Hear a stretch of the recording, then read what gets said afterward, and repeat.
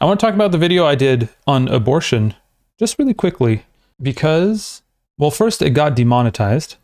It got demonetized because it talks about abortion, but it was nice because I got a lot of messages. It's this one right here. In the first day, it got 17, 18K views, and now it's been published only 2 days ago, and it only got 3K views since. It got not only did it get demonetized, it got age restricted. But a lot of people messaged me on Instagram mostly. There was comments as well on the canvas, which were really, really heartwarming. People really enjoyed the video. And I was surprised because to me, it's not much of, as I say in the video, it's not much of a current topic, one that is, not that it's not important, it really is. I've been in a country where abortions are illegal, and the stress that it puts both on, you know, the person who gets pregnant and the person who could impregnate the person that gets pregnant is really, really not fun. It's not fun.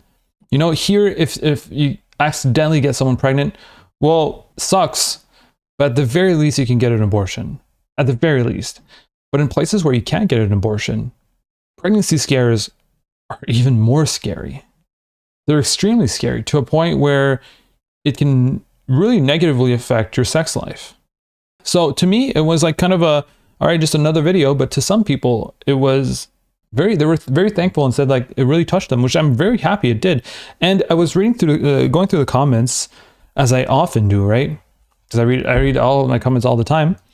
Yeah, something really cool is that, by the way, Anne Herrero, which is the person who did the painting, not this one, but the painting on the thumbnail, is still very much alive. It's a contemporary artwork, and it was nice to see a student here. Amazing video.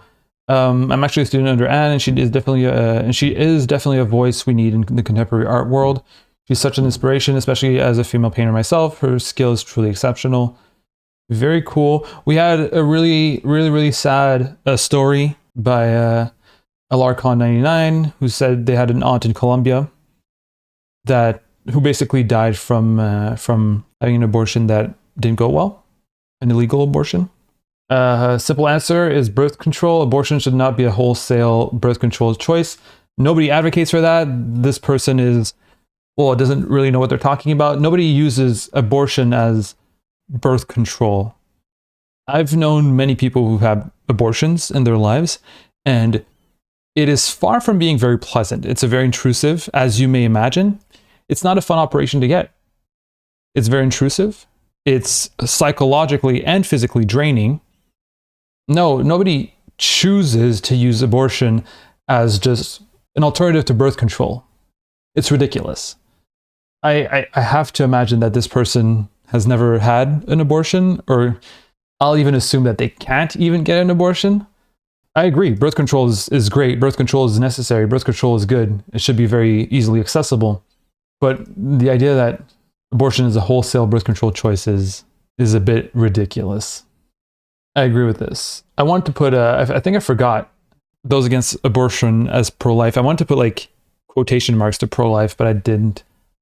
I guess I'm never going to find the comment that was actually really thought-provoking. Oh, okay. I think this is it. I'm not sure, and maybe I misinterpreted the comment that they gave. Watcher8582 said, a problem with this sort of contemporary art, and we can probably extend this to the past just as well too, is that what ends up exhibited, cream of the crop, usually comes from an ideologically homogeneous pool. People who have the power to highlight art end up not promoting art expressing the politics they disagree with. A large proportion of the people's voices get marginalized. That, I think, is actually a good comment. I think it's true in a way. And I wanted to comment on that. That's basically why I brought up the video. Is the art that's being propped up and being talked about and being enjoyed and praised and getting, you know, a tribune, the art that solely defends the opinions of the majority, or at least the opinions of people who enjoy art? Because when you make art and when you want to share art with people who are going to enjoy art, right? There's not much reason to share art with people who don't like art anyway. So the art that is going to resonate is going to be the art that people who like art are going to like. And very often artists and artsy people who like art are very often more left-leaning, maybe a bit more, it depends on what crowd you're looking at, but very often they're at least liberals. And then we can talk about the art market and the art world and like these rich fellas who are definitely not anti-capitalist, but who are very often liberals for sure. But it got me thinking, it's like, if you make an anti-abortion painting, right? Would it be as good as the one that Anne Herrero made? And the thing is, we have to be, there it is. I'll just show you the painting, just in case you haven't seen it. This one. And the thing is, if we're honest with ourselves, an anti-abortion painting is not going to be as poignant. We're not going to like it as much. It could still be very well executed, but I don't think it would resonate. And there are many different reasons for that, right? And I do think that one of them is that we disagree with it. I think that one of the strengths as well of the 3 artworks that I showed that are about the dangers of illegal abortions is also that they communicate an experience from these artists. The experience as a woman for Anne Herrero that now know that they can't have the legal right to abort anymore, and they might have to resolve to this. There was a woman who had to illegally get aborted because she had cancer and she couldn't get treated because doctors were afraid that they'd harden the fetus by treating her cancer. That's an experience that, that can be communicated through art, that is important to be communicated. And then there was the man who saw his wife get an abortion in a makeshift clinic. That was pretty disgusting. He saw that, and his experience can be communicated that way. Now, if you want to make an anti-abortion artwork, which experience are you going to communicate? How are you going to communicate that experience in a way that is both thought-provoking and touching? I don't know. I guess a conservative artist would have to do that. But I don't know. I don't even know if it's possible. And that's the thing. I think often, I don't know if this segment is going to be called "Why Leftists Make Better Art."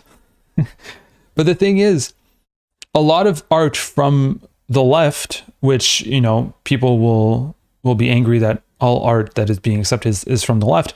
But the thing is, art from the left brings new perspectives and perspectives from and experiences from people who haven't necessarily been listened to in the past. So it's new experiences, new perspectives that are being shown. What kind of perspectives and experiences can conservatives show us that can be new or that can be thought-provoking? Especially when your thoughts and your ideas that you're trying to convey are thoughts and ideas that just try to go back to the past, or at least to conserve what we have right now. Those are not ideas in general that are that much conducive for great art. Conservative ideas, I believe, and feel free to disagree with me in chat, but I don't think conservative ideas are very conducive to subjects or topics or ideas that will be engaging and thought-provoking and that will make us reconsider our relationship to the world and to others. That will be the subject of the discussion. Now I'm going to read some chats. Let's see if you have anything interesting to say. We're hoping, but we know how to temper our expectations, don't we? All right. A lot of times we call right-wing art propaganda. I think Uncle Sam or Rosie the Riveter says halitosis 911. The line between propaganda and art can be very, very hard to draw, actually. Very often it's in terms of determining the intention of the art, which determines if it's propaganda or art. For example, though, I come back to this painting a lot because it's one that I absolutely love. And no, it's not Urinal by Duchamp because that's not a painting. Wake up. The portrait of an artist as the shadow of his former self. Portrait of the artist as a shadow of his former self. 1980 by Kerry James Marshall. I've shown this painting a lot. It's one that I absolutely love. It talks about Black invisibility. Is it propaganda? I mean, it communicates an idea, denounces racism, denounces Black invisibility, but it's still art. Is it more propaganda than it is art? I guess it depends on your perspective, right? That's the thing, it's the intention. If Kerry James Marshall portrays his own experience, right? It's a subjective experience as a Black man and makes this, it's less propaganda, right? If you think of Uncle Sam or Rosie the Riveter, I think if those are called like right-wing art, they're a bit more propaganda because they're designed not as a personal experience or as a, I don't know if, I hope it makes sense. Is Uncle Sam art? Well, it's an illustration.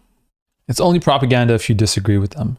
That's the thing. That's the thing I'm afraid of, Entropy. I'm afraid that, you know, this painting for someone who's conservative or someone who doesn't like Black people is propaganda, right? It's critical race theory right there. And when I see right-wing art, I call it propaganda because I disagree with it. And therefore, if I disagree with the message, then the art has nothing of value because all it's doing is conveying a message. But to me, art is about conveying a message. It can be that as well. So I don't know. Am I just not as interested in conservative art because the values and the ideas that they promote or they talk about is just not as interesting? That could be it. Also, we see a lot less conservative art than we see art that is liberal or even subversive. But I think that's because, you know, there are other reasons to that. Yeah, Sneaky Revenant says, well, it disseminates political information, so it's propaganda no matter if the information is correct or not. Yeah, this is propaganda, no matter what, like, if the information is correct or not, or no matter or not you agree with the way in which it's being delivered, right? You can talk about your personal experience, and that can still be propaganda if you're denouncing or promoting a certain set of ideas or values. So propaganda versus art is not a distinction that I'm very comfortable with.